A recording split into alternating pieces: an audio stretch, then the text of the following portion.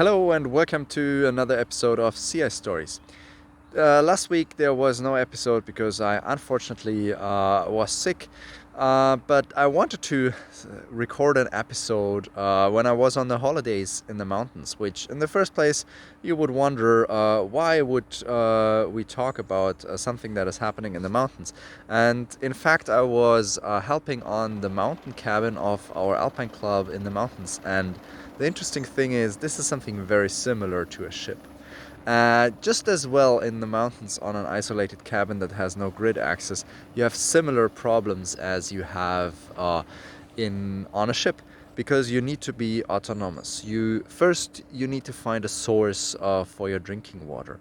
In our case, this is just some runoff from the mountain, and on a ship, well, yeah, you usually use some way of desalinating the water, either by just boiling it or using reverse osmosis. Then, of course, you need to generate a lot of energy because you want to heat, you want to cook, you want to turn on the lights.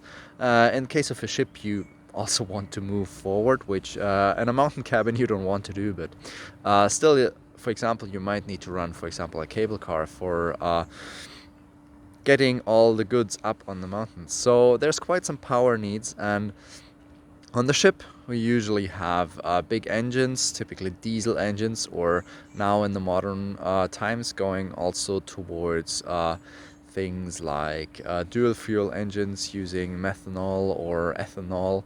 And well, in the mountains we are in a lucky situation. We can use a running water power plant that is just converting the power that is running down the mountain.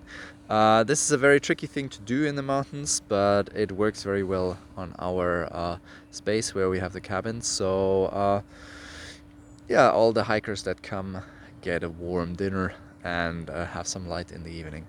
And then, of course, once you have electricity, you also have the other end of the loop, and that means all the wastewater treatment. So on a ship, you also need to treat all your wastewater. In a lot of cases, smaller yachts or so, you actually still nowadays send the wastewater still overboard, but you can't do that on bigger vessels, particularly not if you're going to sensitive areas like the Antarctic or the Arctic.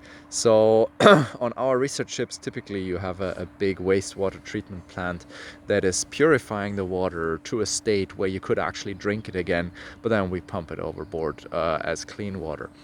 In the mountains, yeah, there is a biological wastewater processing plant that is just filtering it and cleaning the water, and then the water is released back into the environment.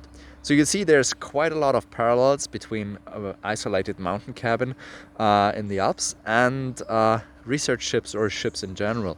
So I hope you enjoyed this episode on these details of, yeah, local energy and wastewater management systems, and this gives you a little glimpse into how we are working when we are designing ships, or when in my free time I'm working on mountain cabins in the Alps. With that, I want to thank you a lot for watching and have a nice day.